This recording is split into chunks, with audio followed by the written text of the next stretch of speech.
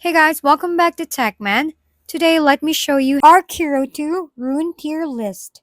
Welcome, here's a quick tier list breakdown for the best runes in Archero 2 based on performance in both PvE and PvP.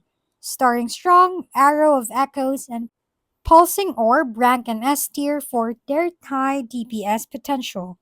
Revive in the Blessing category also lands in S tier for offering a second chance in battle. Sharp Arrow and Flame Nox Touch follow closely with solid all-around value. Avoid Meteor Split and Elemental Domain. They're just not worth the spot. Especially in PvE, Circle Runes and Spirit Runes land mostly in B tier. They're decent, but outclassed by more powerful options. Rain Arrow and Store of Fury shine in PvP, while utility runes like Potion Magnet and XP Gain are useful, though situational. Keep in mind this list is subjective.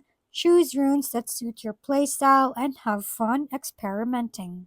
If we've been helpful, kindly give us a thumbs up and don't forget to hit the subscribe and bell button for more contents. For any questions and suggestions, comment down below.